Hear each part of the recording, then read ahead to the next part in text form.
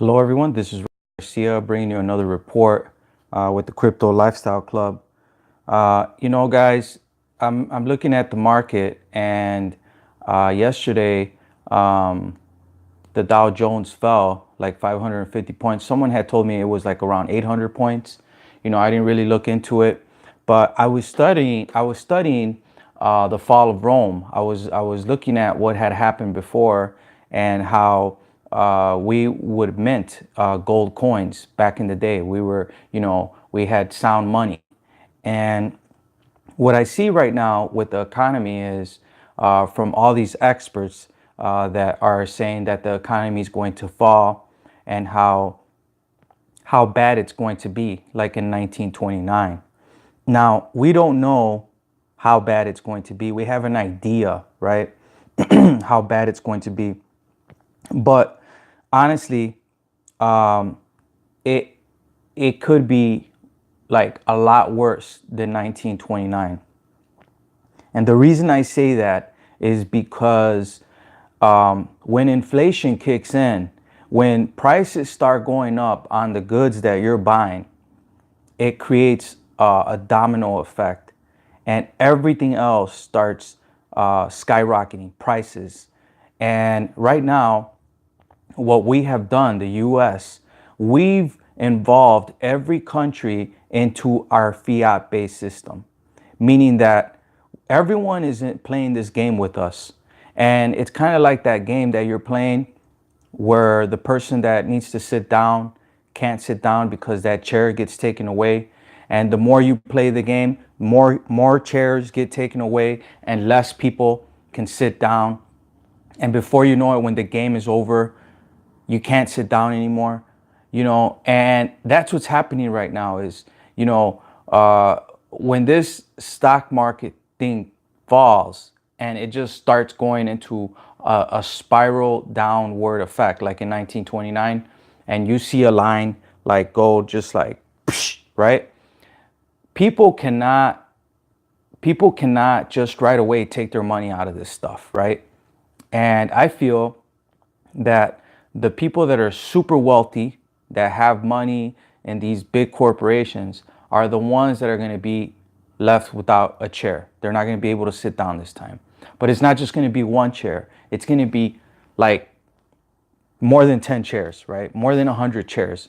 But those chairs are gone. So what will we see in the future? I feel, and these are my opinions, I'm not a financial advisor. I'm just giving you my opinion on how bad I think this thing could get. I think going into November, maybe December, I think it's ready to pop, guys. I'm looking at these charts. I'm analyzing stuff. I'm reading reports, and I'm looking into what's going on through Google, through YouTube, and I feel like people think that it's going to happen in 2019 and 2020, where the economy is going to crash and Bitcoin is going to go to the moon, right? Today's Halloween, by the way, so I'm waiting for these trick-or-treaters to come in, start ringing my doorbell. I got my candy ready, guys. But look, uh, you know, when this crash comes, you're gonna see Bitcoin go to $1 million. And I feel like John McAfee, when he predicted that Bitcoin is going to be 1 million by 2020, I mean, this guy could be right. Someone else said 250,000. But, these hodlers, these holders that are holding on to these coins, these are the guys that are going to reap the reward if the economy crashes. Because we're going to go into a digital age, all right? And it started in 1999 with the internet.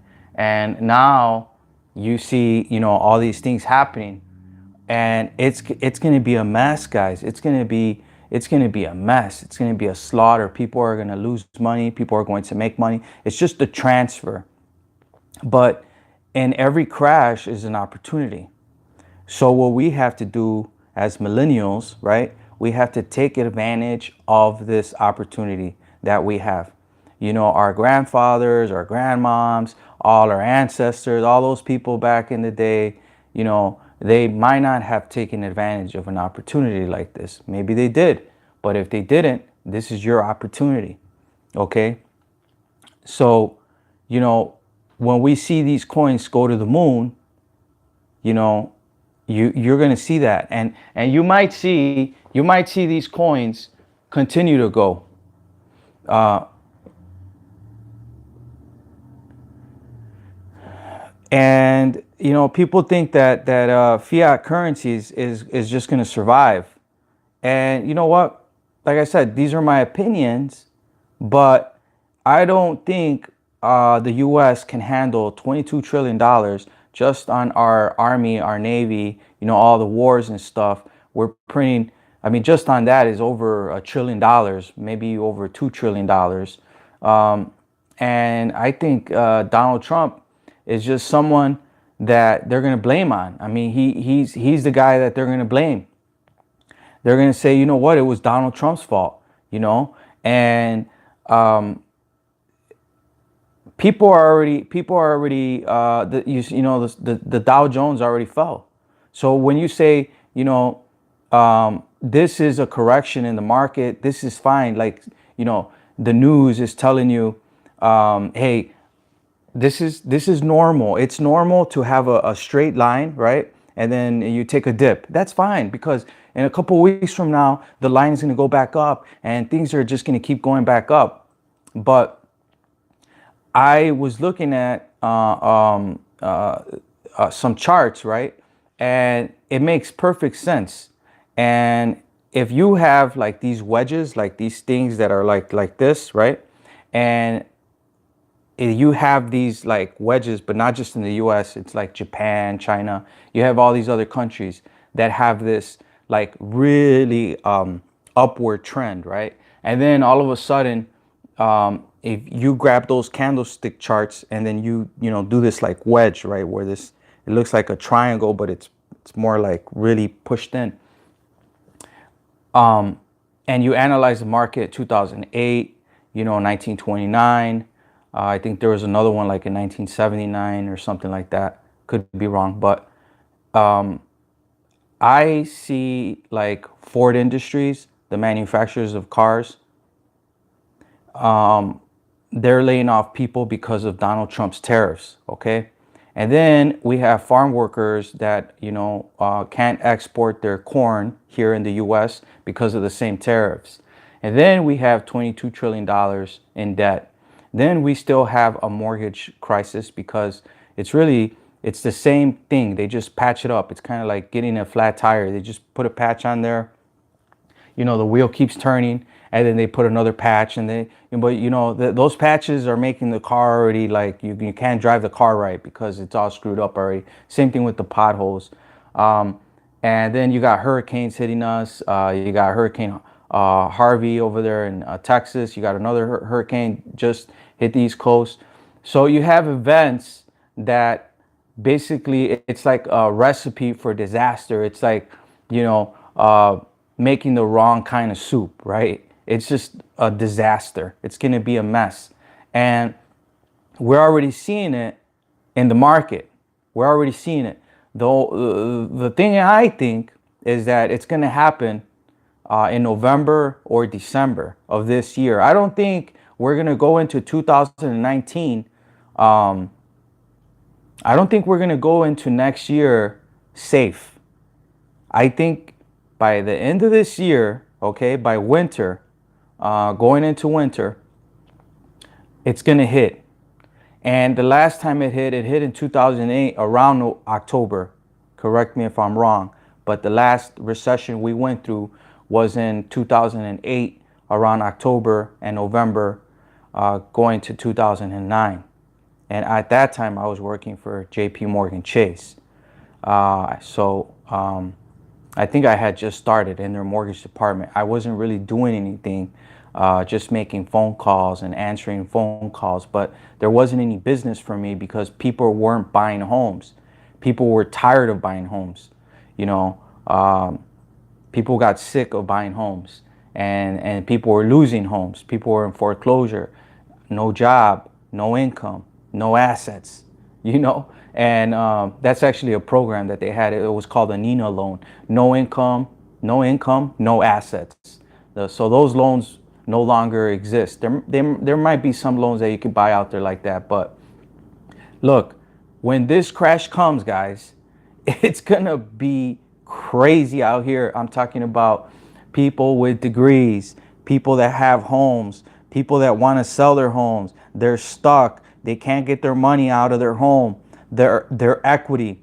They can't refinance their house. Chase already laid off like 500 people nationwide in their mortgage department. So, you know, they don't have a job.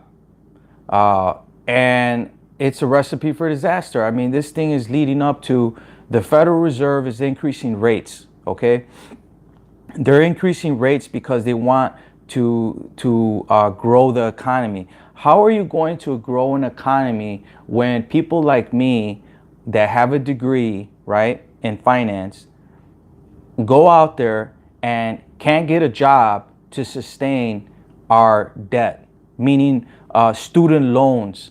If you have student loans and your student loans are like $700, let's just say on an average, $700 a month, and you have aside from that, you have your mortgage payment or your rent. Then you have your car payment. Then you have your insurance, okay? And then you have, you know, other debt, credit card, maybe furniture store. And this is like 80% of people out here, okay? So where is the money going? The money is going to companies like Amazon, Netflix, you know, all these big companies that are consistently growing. And we buy their products. We buy movies online, stuff like that. But people think that everything's going to be fine. And those are the people that were caught off guard in 2008 when the crash came last time. And I remember I was laid off. I actually had an unemployment card, you know, one of those visas they give you. So every 2 weeks you get a check until you find another job, you know. So and we're not talking about a collapse. Like I'm saying, a collapse could happen, but of course, you know, the U.S. might survive. No one's saying, hey, you know what, the U.S. is no longer going to exist, right? Like the U.S. is done, right? No one's saying that, but we could have a world currency, and that's what Bitcoin is.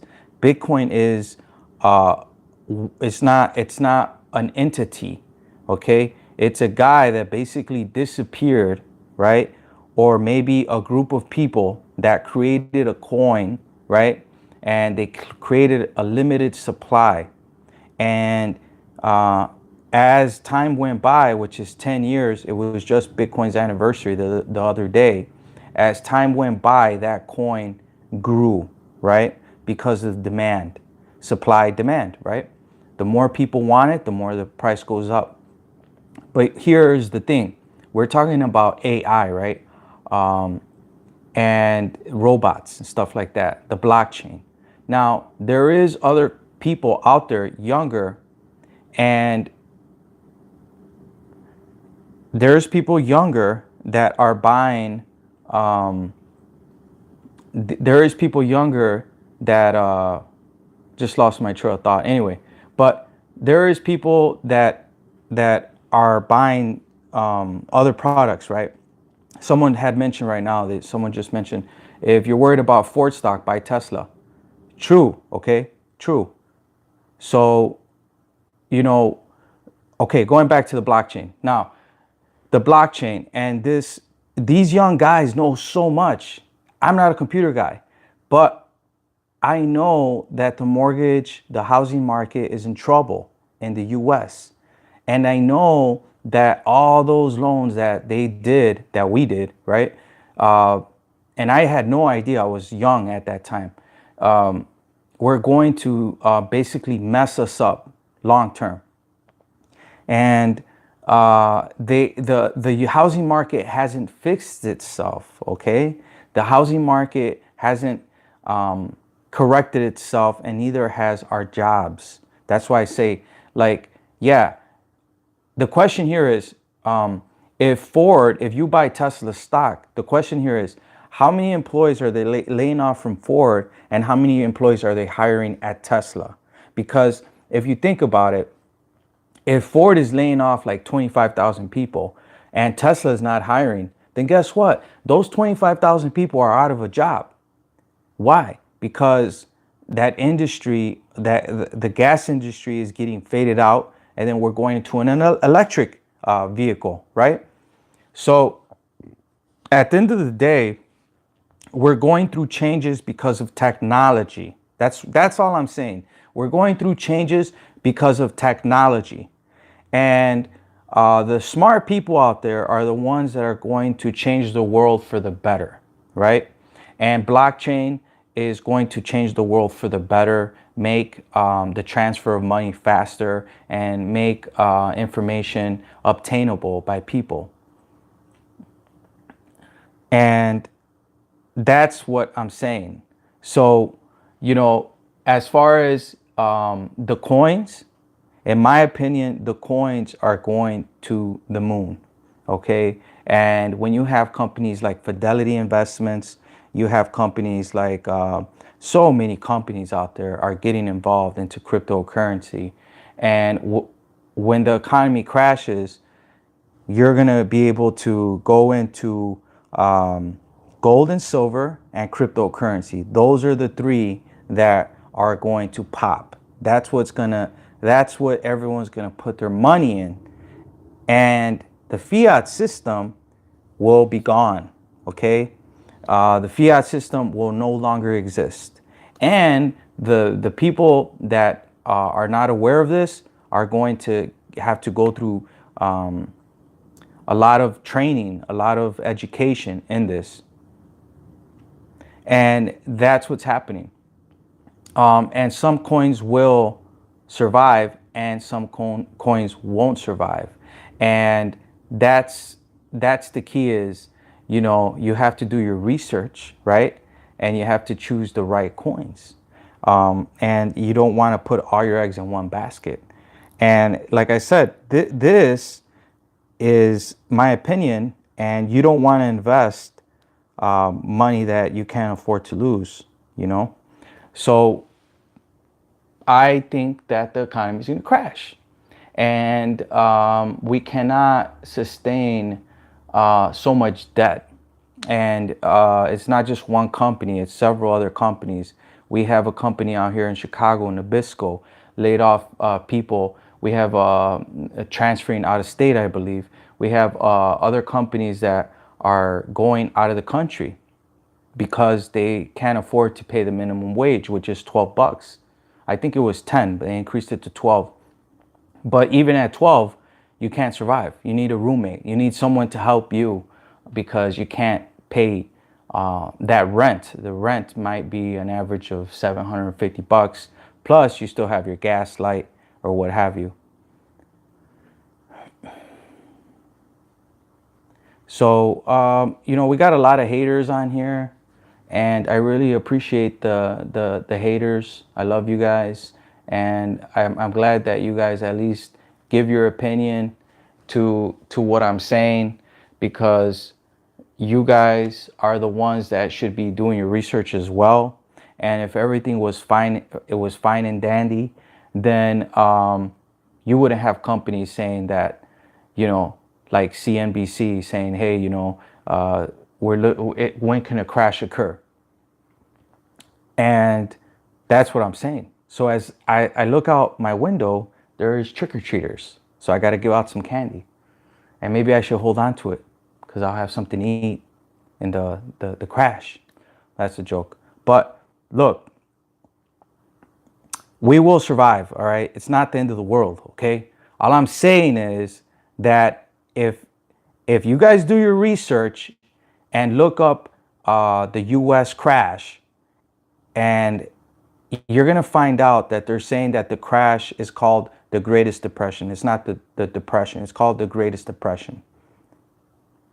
And the Greatest Depression is greater than 1929. If you guys research 1929, the recession was a depression, the 1929 depression. So this next crash, because it is a crash, is going to be called the Greatest Depression. Okay? And that's what I'm saying. And I think it's going to happen, and it's right around the corner. I don't think it's going to happen by 2020. So you might see some videos that show you that it's going to happen like November, December. You might not. You might see videos it's going to happen 2020. JP Morgan thinks it's in 2019 or 2020 or something like that. But I'm seeing all the signs, okay? And gold, silver, Bitcoin, gold, silver, cryptocurrencies, Bitcoin. Will Bitcoin survive? Who knows? Will Litecoin survive? Who knows? Like, but people really like Bitcoin. And then they got the Lightning Network that they're working on. But, I wanted to jump on because, like I said, I was watching the video of the fall of the Roman Empire and how, politicians and money and the people, and how the money should not be handled by politicians, and there shouldn't be, taxation, and, the rich get richer, and, all this stuff, right? And it gets me thinking that, there are people that just use the system, and they don't give anything back. And that's what Bitcoin was for. Bitcoin was for you not to be able to control it. Like, in other words, it's peer-to-peer, right, currency, and there is no manipulation. That's the key. It's like manipulation. In other words, the Federal Reserve is just printing out money, and it's devaluing the currency. So when you go to the store, you go get your coffee, or you go buy some, some clothes or whatever, you're spending your money and you're getting less for what your money is worth. That's all I'm saying. So look, happy Halloween, enjoy the day. And if the crash happens, you could say that, hey, I heard Ross talking about a crash. This was the video, because I think it's going to happen in November. But I could be wrong. These are my opinions. So have a happy Halloween, guys. Take care. God bless.